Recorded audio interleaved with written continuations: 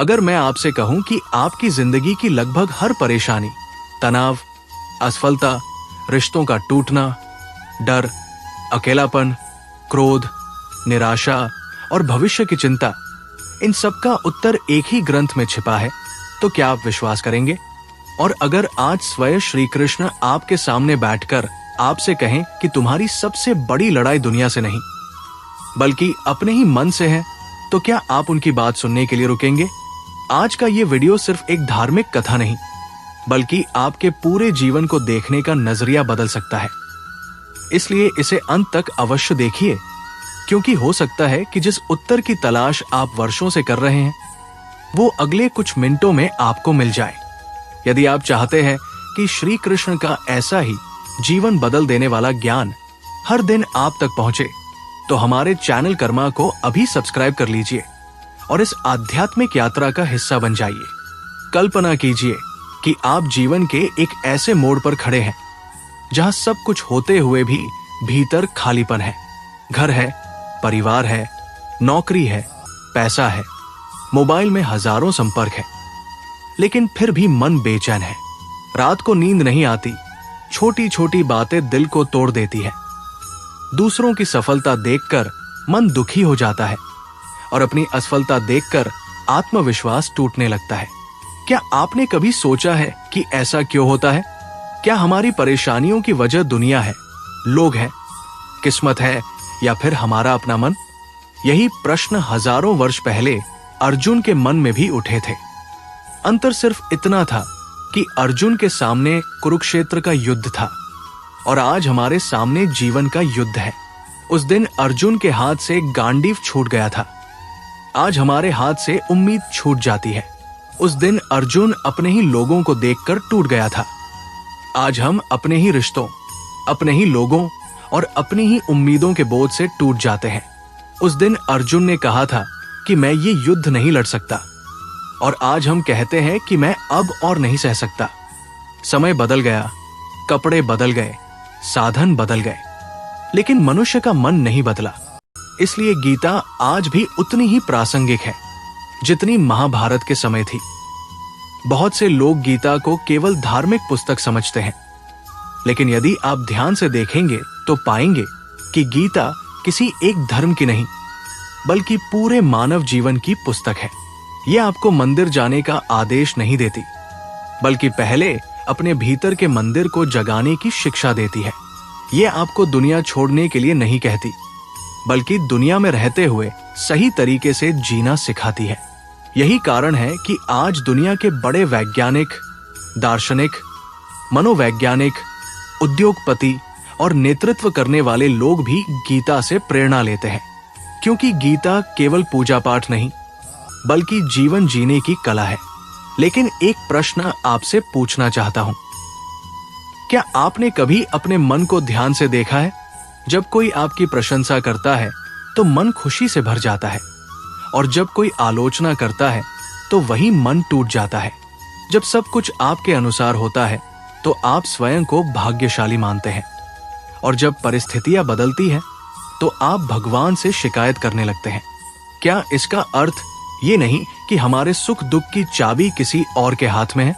श्री कृष्ण कहते हैं कि नहीं, तुम्हारे सुख दुख की चाबी हमेशा तुम्हारे अपने हाथ में है, लेकिन तुमने उसे दूसरों को सौंप दिया है। जिस दिन तुम अपने मन को समझ लोगे, उसी दिन तुम्हारे जीवन की दिशा बदल जाएगी। यही श्रीमद् भगवद गीता की शुरुआत है। गीता किसी श्लोक से पहले एक प्रश्न से शुरू होती है, मनुष्य आखिर दुखी क्यों है? क्योंकि वह अपने वास्तविक स्वरूप को भूल गया है। उसने स्वयं को केवल शरीर, पद, धन, रिश्तों और परिस्थितियों तक सीमित कर लिया है। यदि नौकरी चली जाए तो वो सोचता है कि मैं समाप्त हो गया। यदि कोई रिश्ता टूट जाए तो उसे लगता है कि अब जीवन का कोई अर्थ नहीं बचा। यदि लोग सम्मान न दें तो वो स्वयं को बेकार समझने लगता है। लेकिन क्या वास्तव में हमारी पहचान इतनी छोटी है? श्री कृष्ण मुस्कुराकर कहते हैं कि नहीं, तुम्हारी सबसे बड़ी भूल यही है कि तुमने अपने आप को उस चीज से जोड़ लिया है जो बदलने वाली है। जो बदलता है उससे जुड़ने वाला मन भी हमेशा डरेगा। इसलिए तुम भविष्य से डरते हो, लोगों की राय से डरते हो, असफलता से डरते हो और मृत्यु से भी डरते हो। सोचिए, यदि कोई व्यक्ति हर दिन केवल इस डर में जीता रहे कि कहीं मेरा सब कुछ छिन न जाए, तो क्या वो कभी सच में जी पाएगा? शायद नहीं। इसलिए गीता हमें सबसे पहले डर की जड़ दिखाती है। डर बाहर नहीं, भीतर है, और जब तक भीतर का डर समाप्त नहीं होगा, तब तक बाहर की कोई उपलब्धि आपको स्थायी सुख नहीं दे सकती। आज की दुनिया में लोग मानसिक शांति खरीदना चाहते हैं, लेकिन शांति कभी खरीदी नहीं जा सकती। वो केवल समझ से आती है। जिस दिन मन समझ जाएगा कि मैं परिस्थितियों का गुलाम नहीं हूं, उसी दिन जीवन बदलना शुरू हो जाएगा। इसलिए इस पूरी यात्रा में हम श्रीमद् भगवद गीता के सभी 18 अध्यायों को केवल श्लोकों के रूप में नहीं, बल्कि जीवन के अनुभवों के रूप में समझेंगे।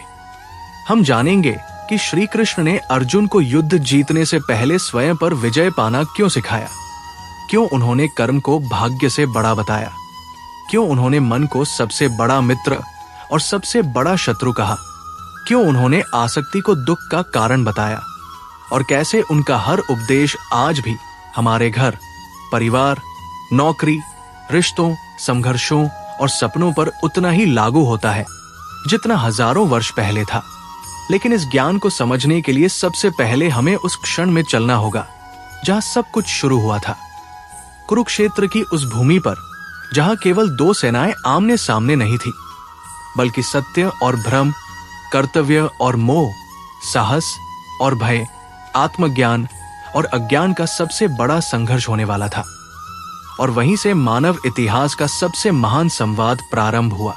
कुरुक्षेत्र का मैदान पूरी तरह सज चुका था। एक ओर कौरवों की विशाल सेना थी, दूसरी ओर पांडवों की। शंख बज चुके थे, रथ तैयार थे, योद्धाओं की आंखों में विजय की ज्वाला थी। लेकिन उसी क्षण कुछ ऐसा हुआ जिसने इतिहास की दिशा बदल दी। अर्जुन ने श्री कृष्ण से कहा, हे माधव, मेरा रथ दोनों सेनाओं के बीच ले चलिए। मैं देखना चाहता हूं कि मुझे किन लोगों के विरुद्ध युद्ध करना है। ये एक साधारण सी इच्छा लगती है, लेकिन यहीं से गीता का सबसे गहरा रहस्य प्रारंभ होता है। जब अर्जुन ने सामने देखा तो उसे शत्रु नहीं दिखाई दिए, उसे अपने दादा भीष्म दिखाई दिए, अपने गुरु द्रोण दिखाई दिए, अपने भाई, मित्र, रिश्तेदार और परिचित चेहरे दिखाई दिए, जिन लोगों के चरण छूकर उसने आशीर्वाद लिया था। आज उन्हीं पर उसे बाण चलाने थे। उसका शरीर कांपने लगा, हाथ से गांडीव ढीला पड़ गया, आंखें आंसुओं से भर गई और उसने श्री कृष्ण से कहा, मैं ये युद्ध नहीं कर सकता। यदि ध्यान से देखें तो यही क्षण हर मनुष्य के जीवन में भी आता है। हमारा युद्ध भी अक्सर बाहरी लोगों से कम और अपने ही मन के भीतर अधिक होता है। कितनी बार ऐसा हुआ है कि आपने सही बात जानते हुए भी उसे कहने का साहस नहीं किया, क्योंकि सामने अपना कोई था। कितनी बार आपने अन्याय सह लिया केवल इसलिए कि रिश्ता टूट न जाए। कितनी बार आपने अपने सपनों को छोड़ दिया क्योंकि लोगों ने कहा कि तुमसे नहीं होगा। अर्जुन का मोह केवल रिश्तों का नहीं था, बल्कि उस मानसिक कमजोरी का था जो हर इंसान के भीतर किसी न किसी रूप में मौजूद रहती है। यही कारण है कि श्रीमद् भगवद गीता की शुरुआत युद्ध सिखाने से नहीं, बल्कि मन को समझाने से होती है। श्री कृष्ण तुरंत अर्जुन से ये नहीं कहते कि उठो और लड़ो। वे पहले उसके मन को पढ़ते हैं। वे जानते हैं कि जब मन भ्रमित हो जाए तब कोई भी निर्णय सही नहीं हो सकता। आज भी जब हम गुस्से में होते हैं, दुख में होते हैं, डर में होते हैं या किसी बड़े तनाव से गुजर रहे होते हैं, तब जो निर्णय लेते हैं बाद में अक्सर उसी पर पछताते हैं। इसलिए श्री कृष्ण सबसे पहले अर्जुन के भीतर के धुंध को हटाना चाहते हैं। वे कहते हैं कि तुम्हारी आंखें खुली हैं, लेकिन तुम्हारी दृष्टि धुंधली हो गई है। तुम केवल सामने खड़े लोगों को देख रहे हो, सत्य को नहीं। यही हमारे साथ भी होता है। जब कोई हमारा अपमान करता है तो हमें केवल उसका व्यवहार दिखाई देता है, उसका कारण नहीं। जब जीवन में कठिनाई आती है तो हमें केवल दर्द दिखाई देता है, उसके भीतर छिपा हुआ अवसर नहीं। जब कोई सपना टूटता है तो हमें केवल हार दिखाई देती है, उससे मिलने वाली सीख नहीं। इसलिए गीता हमें सिखाती है कि समस्या से पहले अपनी दृष्टि बदलो, क्योंकि जिस व्यक्ति की दृष्टि बदल जाती है उसके लिए वही परिस्थिति अवसर बन जाती है जो दूसरे के लिए अभिशाप होती है। श्री कृष्ण अर्जुन से एक ऐसा प्रश्न पूछते हैं जो आज भी हर मनुष्य से पूछा जा सकता है। क्या तुम्हारा निर्णय सत्य पर आधारित है या केवल भावनाओं पर? यह प्रश्न सुनने में छोटा लगता है, लेकिन जीवन बदल सकता है, क्योंकि केवल भावनाओं में बहकर लिया गया निर्णय अक्सर हमें हमारी जिम्मेदारियों से दूर ले जाता है। सोचिए, यदि एक डॉक्टर अपने किसी प्रिय व्यक्ति का ऑपरेशन केवल भावुक होकर करने से मना कर दे, तो क्या वो सही होगा? यदि एक न्यायाधीश अपने रिश्तेदार को अपराध करने पर केवल रिश्ते के कारण छोड़ दे, तो क्या न्याय बच पाएगा? यदि माता पिता अपने बच्चे की हर गलती को प्रेम के नाम पर अनदेखा करते रहें, तो क्या उसका भविष्य सुरक्षित रहेगा? श्री कृष्ण बताते हैं कि सच्चा प्रेम कभी कर्तव्य से दूर नहीं ले जाता। जहां कर्तव्य छोड़ने की इच्छा पैदा हो जाए, वहां समझना चाहिए कि वो प्रेम नहीं, मोह है, और मोह ही मनुष्य के सबसे बड़े दुखों का कारण बनता है। आज कितने लोग मोह में जी रहे हैं। कोई लोगों की प्रशंसा का मोह नहीं छोड़ पा रहा, कोई धन का, कोई रिश्तों का, कोई अपने अहंकार का। और जब वही चीज उनसे दूर होती है तो उनका पूरा जीवन बिखर जाता है। श्री कृष्ण कहते हैं कि जिस चीज पर तुम्हारा नियंत्रण नहीं है, उसे अपनी खुशी का आधार मत बनाओ, क्योंकि जो आज है वो कल नहीं भी हो सकता है। लेकिन इसका अर्थ ये नहीं कि प्रेम मत करो, परिवार मत निभाओ या जिम्मेदारियां छोड़ दो। इसका अर्थ केवल इतना है कि अपना मन इतना मजबूत बनाओ कि परिस्थितियां बदले, फिर भी तुम्हारे भीतर का संतुलन न टूटे। क्या आपने कभी देखा है कि समुद्र की सतह पर कितनी ऊंची ऊंची लहरें उठती हैं, लेकिन उसकी गहराई हमेशा शांत रहती है? श्री कृष्ण चाहते हैं कि मनुष्य भी वैसा ही बने। बाहर जीवन में उतार चढ़ाव आते रहें, लोग बदलते रहें, समय बदलता रहे, सफलता और असफलता आती जाती रहे, लेकिन भीतर की शांति बनी रहे। यही गीता का पहला बड़ा संदेश है। अर्जुन का युद्ध अभी शुरू भी नहीं हुआ था, लेकिन उसकी सबसे बड़ी लड़ाई उसके अपने मन से थी। और जब तक मन पर विजय नहीं मिलती, तब तक संसार की कोई भी विजय स्थायी नहीं होती। इसलिए श्री कृष्ण अब अर्जुन को उस सत्य से परिचित कराने वाले हैं जो मृत्यु के भय, बिछड़ने के दुख और जीवन के सबसे बड़े भ्रम को हमेशा के लिए बदल देता है। वे उसे बताएंगे कि वास्तव में मरता कौन है, जन्म किसका होता है, और वो कौन है जो कभी नष्ट नहीं होता। यही वो ज्ञान है जिसने एक टूटे हुए अर्जुन को फिर से अडिग योद्धा बना दिया। और यही ज्ञान आज भी हर उस व्यक्ति को संभाल सकता है जो जीवन की किसी कठिन परिस्थिति में स्वयं को अकेला, असहाय और निराश महसूस कर रहा है। श्री कृष्ण ने अर्जुन की ओर शांत दृष्टि से देखा। अर्जुन के चेहरे पर भय था, मन में मोह था और हृदय में असंख्य प्रश्न थे।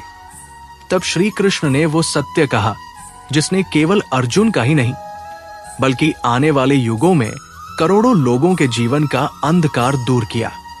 उन्होंने कहा, जिसके लिए तुम शोक कर रहे हो, वास्तव में उसके लिए शोक करने की आवश्यकता नहीं है। यह सुनकर पहली बार लगता है कि क्या अपने प्रियजनों के लिए दुखी होना गलत है? नहीं, श्री कृष्ण मनुष्य की भावनाओं को नकारते नहीं हैं। वे केवल ये समझाते हैं कि दुख का कारण मृत्यु नहीं, बल्कि हमारी अधूरी समझ है। हम स्वयं को केवल शरीर मान लेते हैं, इसलिए शरीर में होने वाला हर परिवर्तन हमें भयभीत कर देता है। लेकिन श्री कृष्ण कहते हैं कि तुम शरीर नहीं हो, तुम वह चेतना हो जो शरीर को जीवित रखती है। जैसे मनुष्य पुराने वस्त्र उतारकर नए वस्त्र पहन लेता है, वैसे ही आत्मा पुराने शरीर को छोड़कर नया शरीर धारण करती है। सोचिए, जब आपका कोई प्रिय व्यक्ति पुराने कपड़े बदलता है तो क्या आप रोते हैं? नहीं, क्योंकि आपको पता है कि केवल वस्त्र बदले हैं, व्यक्ति नहीं। ठीक उसी प्रकार मृत्यु केवल शरीर का परिवर्तन है, आत्मा का अंत नहीं।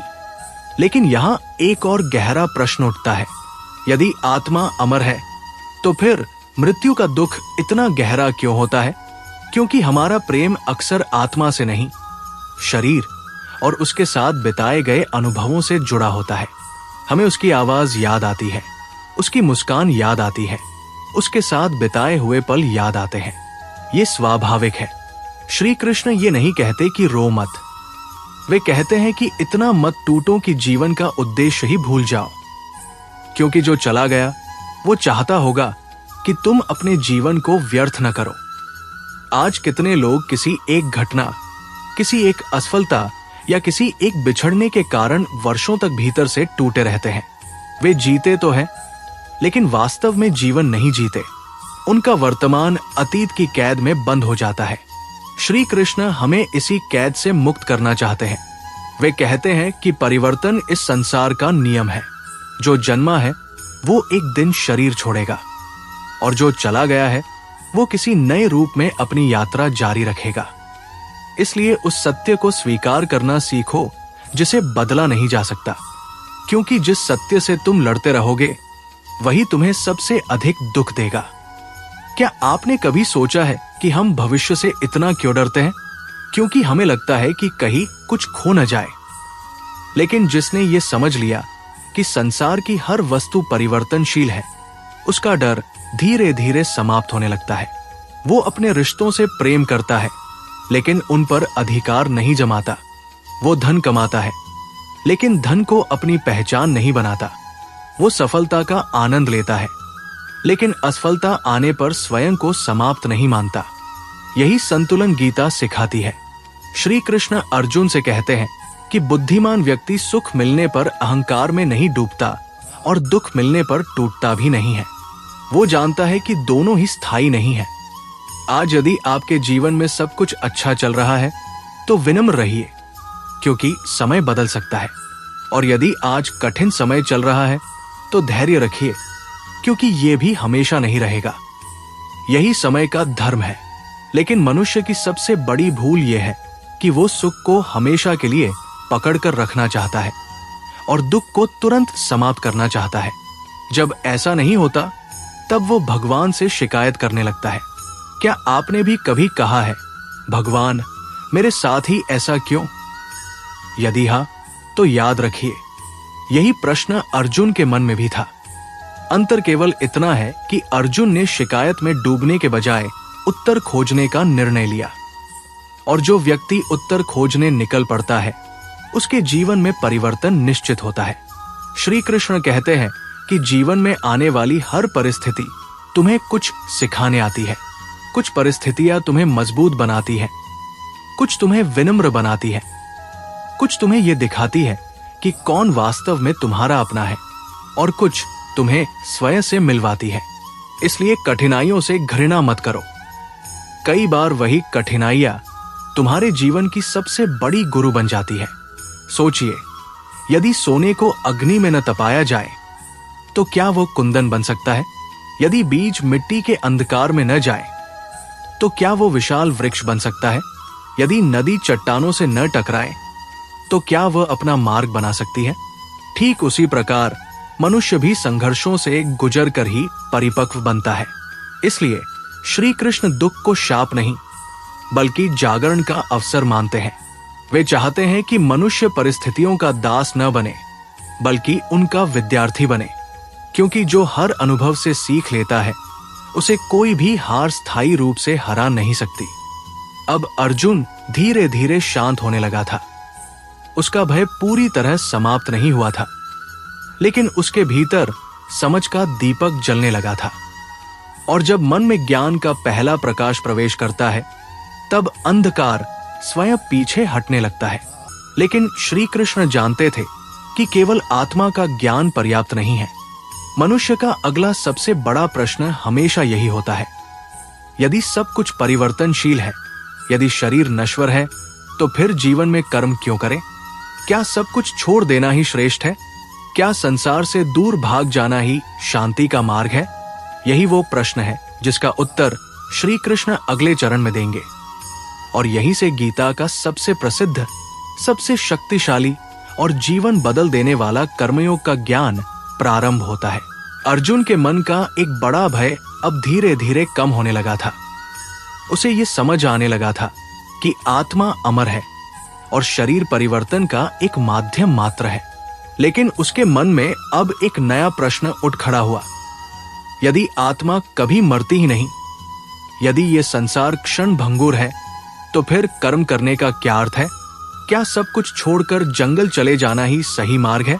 क्या जिम्मेदारियों से दूर भाग जाना ही शांति है? यही वो प्रश्न है जो आज भी लाखों लोगों के मन में उठता है। कितने लोग कहते हैं, जब सब कुछ एक दिन समाप्त हो ही जाना है तो इतनी मेहनत क्यों करें? कोई कहता है, मैं थक गया हूं, अब कुछ करने का मन नहीं करता। कोई अपनी असफलताओं से हारकर प्रयास छोड़ देता है, तो कोई ये सोचकर बैठ जाता है कि जो किस्मत में होगा वही मिलेगा। लेकिन श्री कृष्ण मुस्कुराते हैं, क्योंकि वे जानते हैं कि मनुष्य की सबसे बड़ी भूल कर्म को बोझ समझ लेना है। वे अर्जुन से कहते हैं, इस संसार में कोई भी व्यक्ति एक क्षण भी बिना कर्म किए नहीं रह सकता। यदि तुम चलते नहीं हो, तब भी शरीर श्वास ले रहा है। यदि तुम बोलते नहीं हो, तब भी मन विचार कर रहा है। यदि तुम किसी कार्य से भागते हो, तब भी तुम एक नया कर्म कर रहे होते हो। अर्थात कर्म से बचना असंभव है। प्रश्न ये नहीं कि कर्म करना है या नहीं, प्रश्न ये है कि कर्म किस भावना से करना है। यही गीता का कर्मयोग है। श्री कृष्ण कहते हैं कि मनुष्य को कर्म का अधिकार है, लेकिन उसके फल पर अधिकार नहीं है। इस एक वाक्य को यदि कोई पूरी तरह समझ ले, तो उसके जीवन का आधा तनाव उसी क्षण समाप्त हो सकता है। सोचिए, आज हमारी अधिकतर चिंताएं किस बात की होती हैं?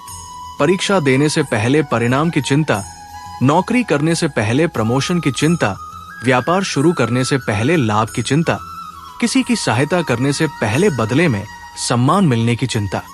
अर्थात हमारा मन कर्म से अधिक उसके परिणाम में उलझा रहता है।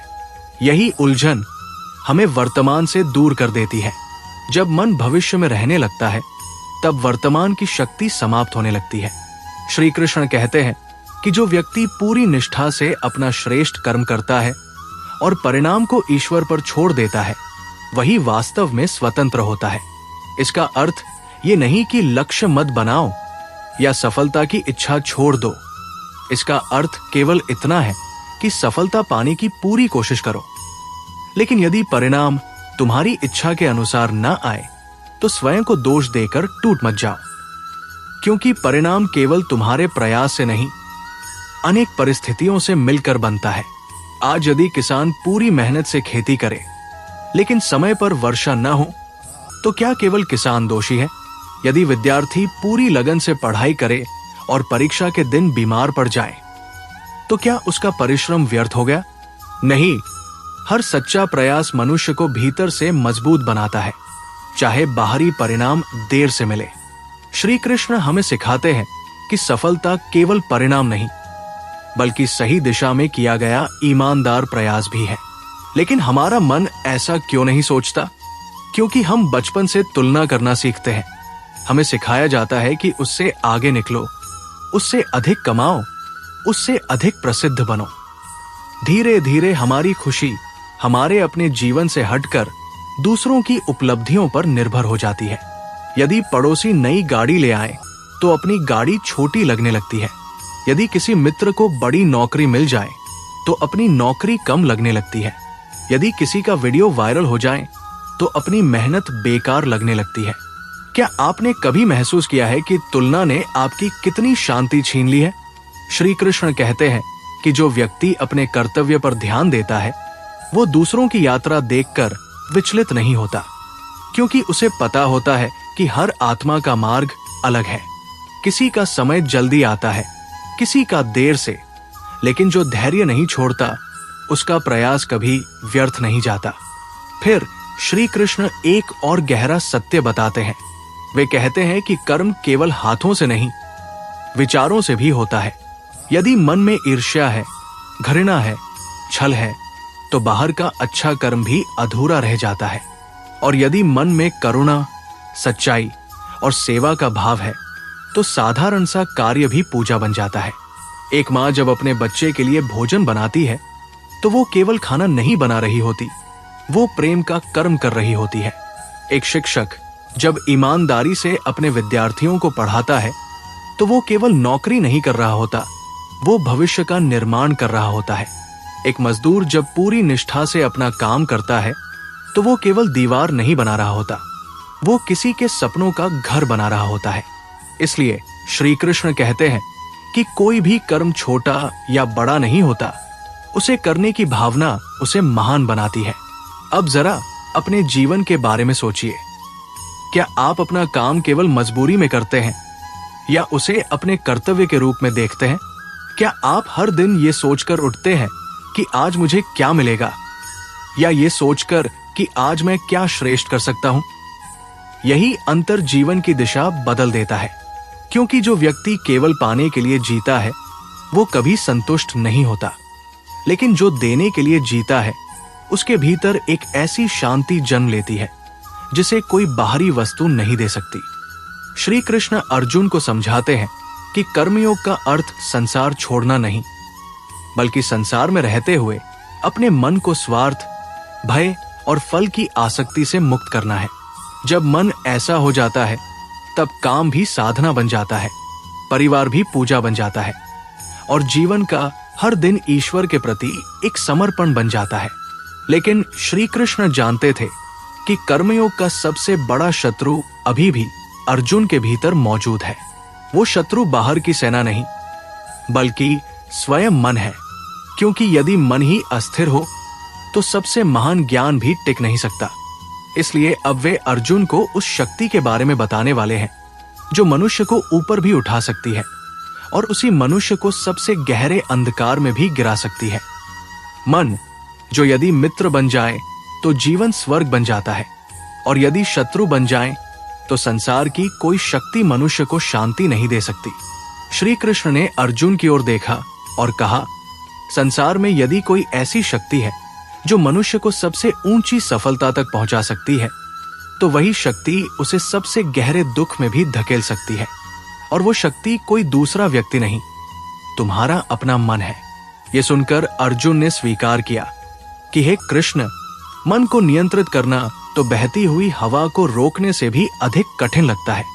क्या आज हम भी यही अनुभव नहीं करते? हम निश्चय करते हैं कि अब क्रोध नहीं करेंगे, लेकिन छोटी सी बात पर अपना संतुलन खो देते हैं।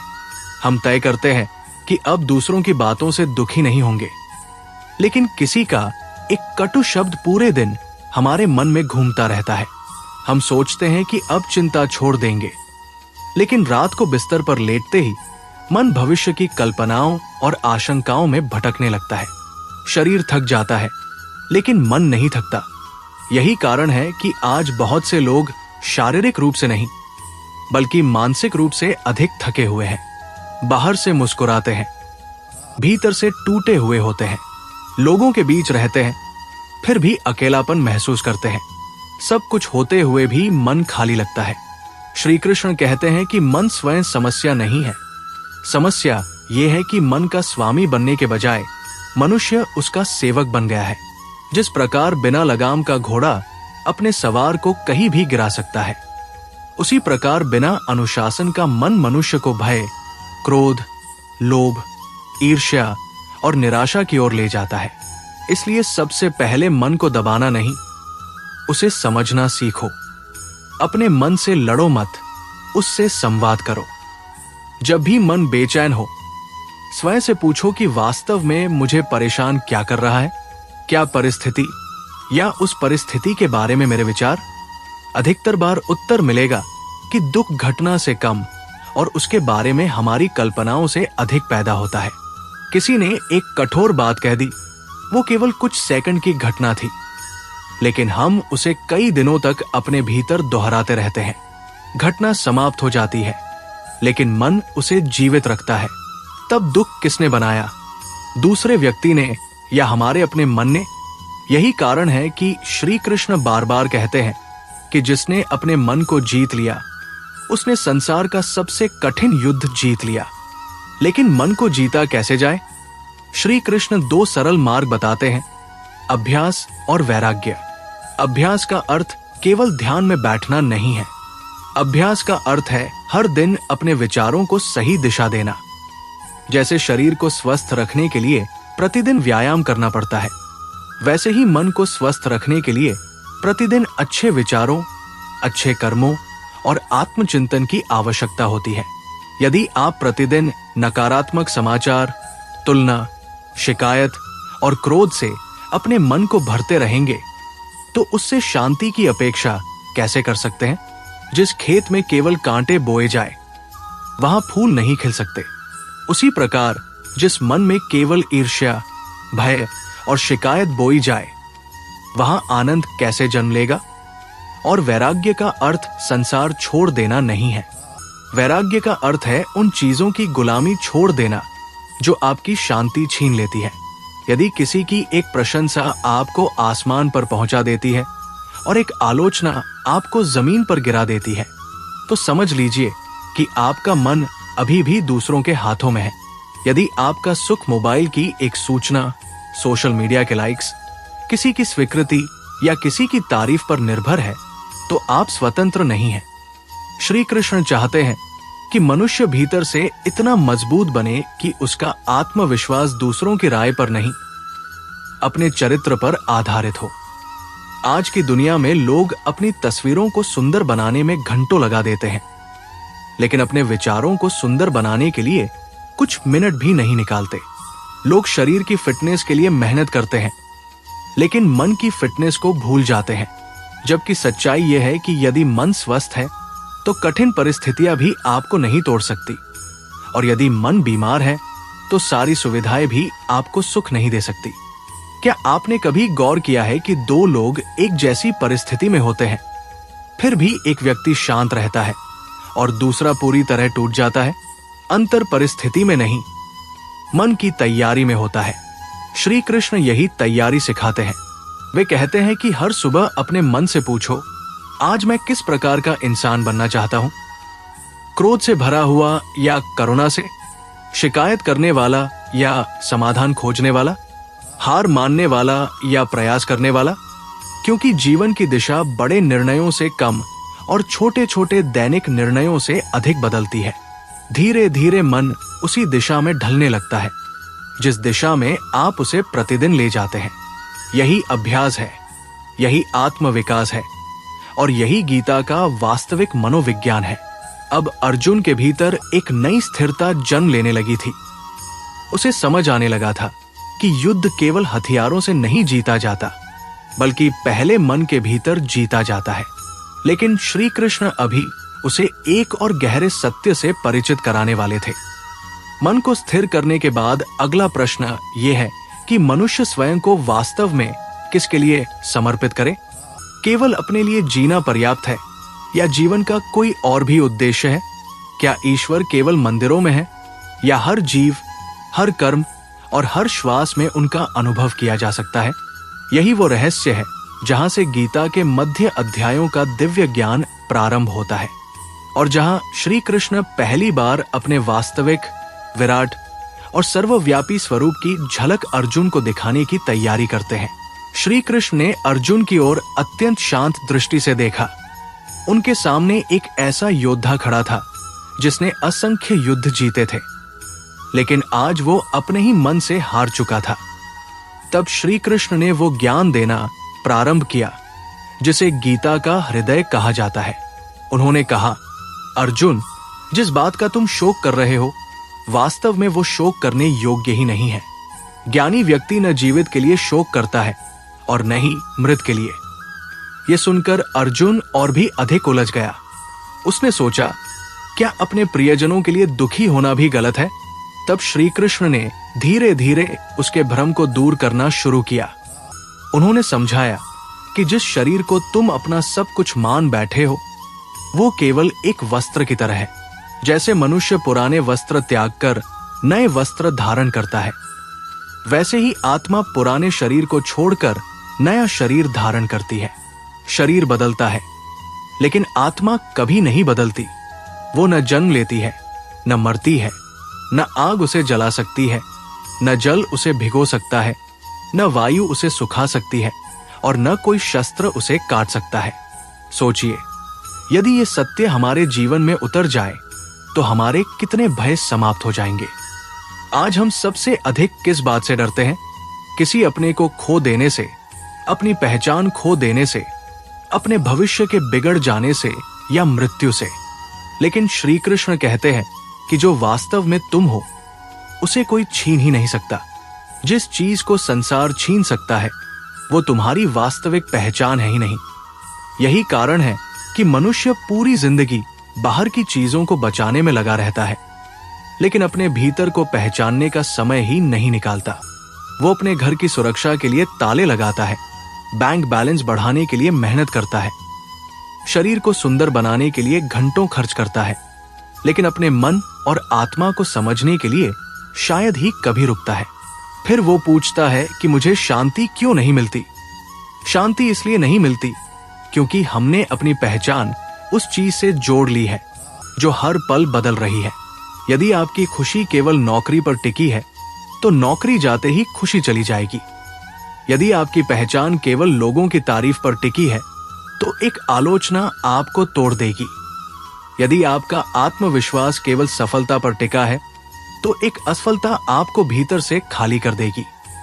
श्री कृष्ण हमें सिखाते हैं कि अपने अस्तित्व की नींव ऐसी जगह रखो जहां समय का कोई प्रभाव न हो, तभी जीवन स्थिर बनेगा। लेकिन इसका अर्थ ये बिल्कुल नहीं कि संसार से भाग जाओ। गीता कभी पलायन नहीं सिखाती। वो कहती है कि संसार में रहो, अपने रिश्ते निभाओ, अपने कर्तव्य निभाओ, मेहनत करो, सपने देखो, सफलता प्राप्त करो। लेकिन ये कभी मत भूलो कि ये सब तुम्हारे जीवन का हिस्सा है, तुम्हारी पहचान नहीं। आज का मनुष्य इसी भूल के कारण दुखी है। वो कहता है मेरे पास सब कुछ था, फिर भी मैं टूट गया। श्री कृष्ण मुस्कुराकर कहते हैं तुम इसलिए टूटे क्योंकि तुमने सब कुछ उस चीज को मान लिया जो कभी स्थायी थी ही नहीं।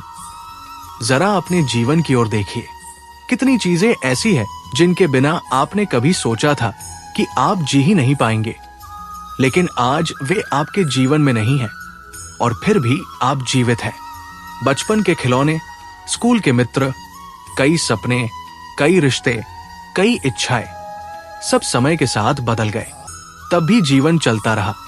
इसका अर्थ यही है कि जीवन की शक्ति बाहर की चीजों से नहीं, भीतर की चेतना से आती है। श्री कृष्ण अर्जुन को यही समझा रहे थे कि परिवर्तन से मत डरो। परिवर्तन प्रकृति का नियम है। जो आज है वो कल बदलेगा। ऋतुएं बदलती हैं, दिन और रात बदलते हैं। बचपन युवावस्था में बदलता है, युवावस्था वृद्धावस्था में बदलती है। यदि पूरी प्रकृति परिवर्तन को स्वीकार करती है तो केवल मनुष्य ही क्यों हर परिवर्तन से लड़ता है? क्योंकि उसका मन स्थायी सुख को अस्थायी वस्तुओं में खोजता है और यही उसके दुख का सबसे बड़ा कारण है। एक और गहरी बात श्री कृष्ण कहते हैं, सुख और दुख दोनों अतिथि है। जैसे सर्दी और गर्मी आती जाती रहती है, वैसे ही जीवन में अच्छे और बुरे समय भी आते जाते रहते हैं। यदि तुम दुख आने पर टूट जाते हो और सुख आने पर स्वयं को अजेय समझने लगते हो तो तुम दोनों के दास बन जाओगे। लेकिन यदि तुम दोनों को समान भाव से स्वीकार करोगे तब तुम्हारे भीतर ऐसी शक्ति जन्म लेगी जिसे कोई परिस्थिति हिला नहीं पाएगी। क्या आपने कभी सोचा है कि कुछ लोग बहुत बड़ी कठिनाइयों में भी शांत कैसे रहते हैं, जबकि कुछ लोग छोटी सी समस्या से भी बिखर जाते हैं? अंतर परिस्थितियों में नहीं, मन की तैयारी में होता है। गीता मन को तैयार करती है। वो हमें कठिनाइयों से बचाने का वादा नहीं करती, बल्कि कठिनाइयों के बीच अडिग रहने की शक्ति देती है। यही कारण है कि श्रीमद् भगवद गीता केवल धार्मिक ग्रंथ नहीं, बल्कि जीवन का विज्ञान है। ये हमें सिखाती है कि यदि तुमने स्वयं को जान लिया तो संसार तुम्हें कभी पराजित नहीं कर पाएगा।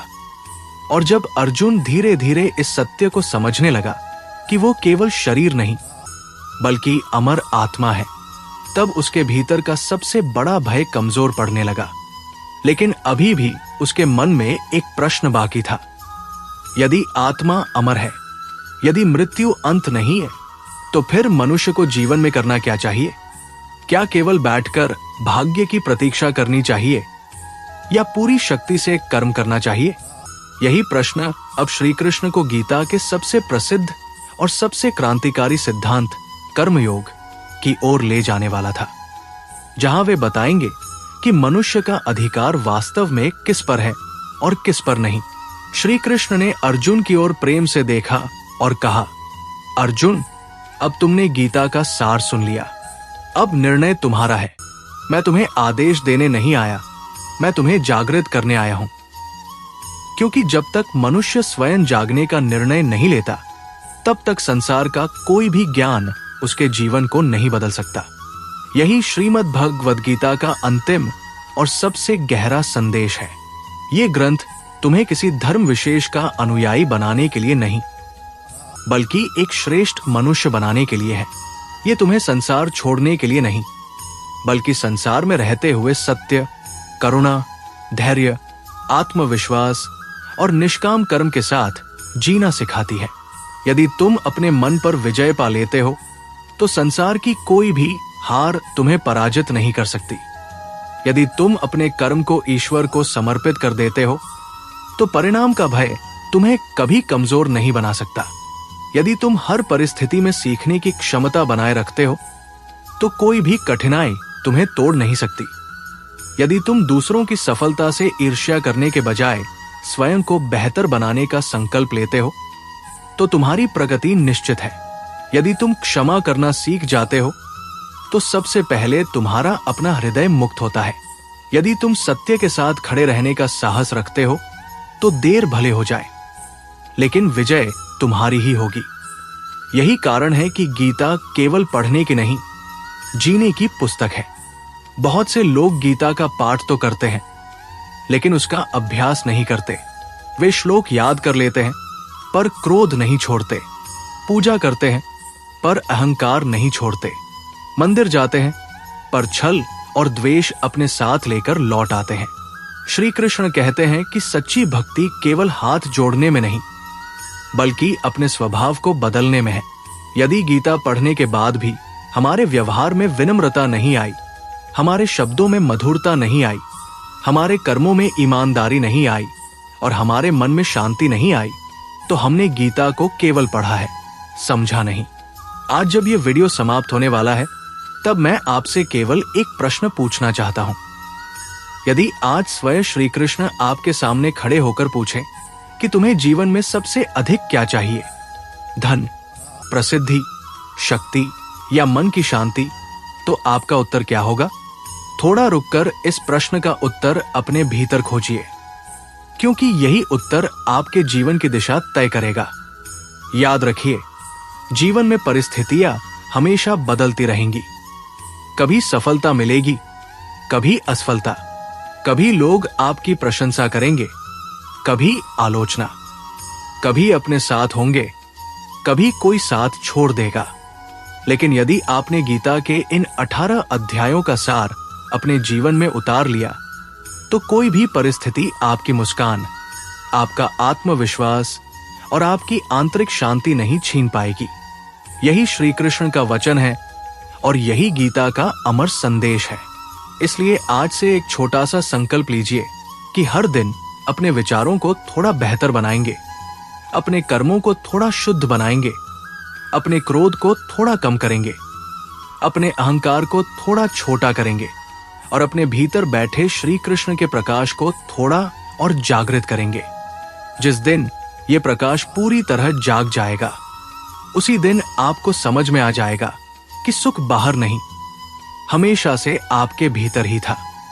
यदि इस वीडियो ने आपके मन को छुआ हो, आपकी सोच में एक भी सकारात्मक परिवर्तन लाया हो, तो इस ज्ञान को केवल अपने तक सीमित मत रखिए। इसे अपने परिवार, अपने मित्रों और उन लोगों तक भी पहुंचाइए जिन्हें इसकी सबसे अधिक आवश्यकता है। वीडियो को लाइक करें, शेयर करें और कमेंट में अवश्य लिखें राधे राधे, ताकि हमें पता चल सके कि श्री कृष्ण का ये दिव्य संदेश आपके हृदय तक पहुंचा। और यदि आपने अभी तक हमारे कर्मा परिवार को सब्सक्राइब नहीं किया है, तो अभी सब्सक्राइब कर लीजिए, क्योंकि यहाँ केवल वीडियो नहीं, बल्कि जीवन बदलने वाला ज्ञान मिलता है। अगले वीडियो में हम फिर मिलेंगे श्री कृष्ण की एक और अद्भुत शिक्षा के साथ। तब तक अपने कर्म को श्रेष्ठ बनाइए, अपने मन को शांत रखिए और हमेशा याद रखिए, जब मन श्री कृष्ण से जुड़ जाता है तब जीवन का हर संघर्ष साधना बन जाता है। राधे राधे।